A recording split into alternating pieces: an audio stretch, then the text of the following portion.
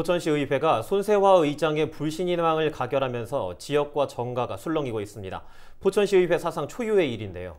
손세화 의원에게 직접 이야기 들어보려고 합니다. 의원님 안녕하십니까? 네, 안녕하세요. 반갑습니다.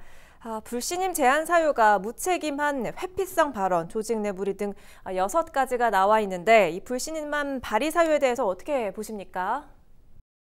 나머지 부분들에 대해서는 전혀 추상적이어서 예측할 수 있는 부분들조차 없습니다. 제가 의장으로서의 권위를 지키며 책임 있는 발언을 하지 않고 무책임한 회피성 발언을 했다라는 말도 사실이 아니고, 또한 공정하게 사용해야 할 권한을 부적절하게 사용했다는 것도 사실이 아닙니다.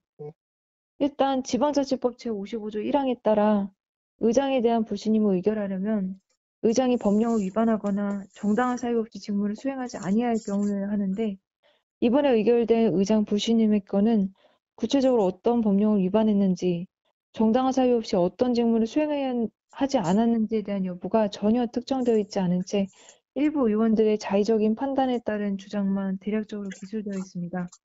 이것은 분명히 사실과 다르고 불신임 제한 자체부터 법적 요건을 충족하지 않은 것이라고 생각을 합니다. 그렇군요. 먼저 여러 사유 가운데 몇 가지를 따로 짚어봤으면 합니다. 박혜익 의원은 의장이 보도자료를 내보내기 전 검열하고 통제했다 이렇게 주장하고 있습니다. 어떻습니까?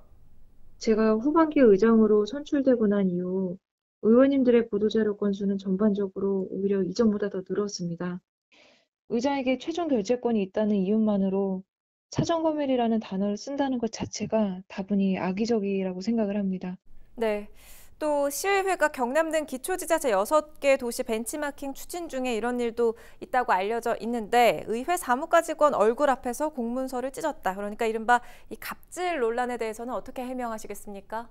코로나가 위중한 사안에서 벤치마킹 가는 건 좀 많이 부당하다고 생각이 들었고, 기존에 결제한 것을 취소하겠다는 의사를 밝혔습니다. 그리고 정식으로 공문 번호를 부여받은 공문서는 아니지만 그래도 공문을 기한한 서류이기 때문에 제가 결제한 결제서류 앞장만을 빼서 직원 면전이 아닌 휴지통 앞에서 파쇄했을 뿐입니다. 그런데 이런 행동이 오해의 소지가 있을 수 있음을 인정하고, 또 그 부분에 대해서 직원에게 사과하고 동료 의원에게도 부적절한 부분에 대해 사과한 바 있습니다. 그렇군요. 일단 직무정지가 결정이 됐는데 의장직 박탈 인정하실 겁니까?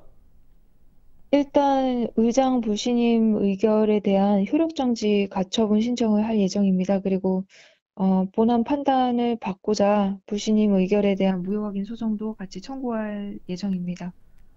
네, 이번 사태를 두고 의원들을 주민 소환해야 한다는 여론까지 지금 나왔습니다. 이 자리를 빌어서 한 말씀 해주시죠.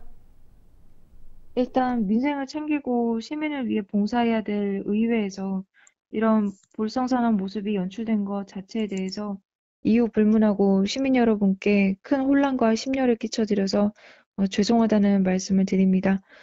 또한 의회를 원만히 이끌어가지 못하고 분열을 봉합하지 못한 저희의 부족함을 반성하면서 또 시민 여러분께 진심으로 사과드립니다.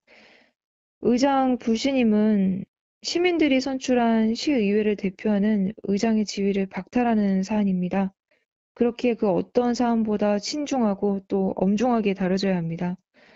그런데 저는 이러한 불신임 제도가 일부 의원들의 정쟁의 도구로 전락해서 악용되는 일은 결코 있어서는 안 된다고 생각합니다.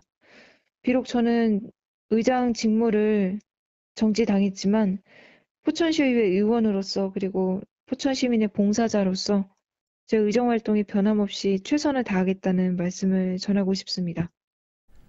알겠습니다. 오늘 말씀 여기까지 듣도록 하겠습니다. 고맙습니다. 네, 감사합니다. 지금까지 포천시의회 손세화 의원이었습니다.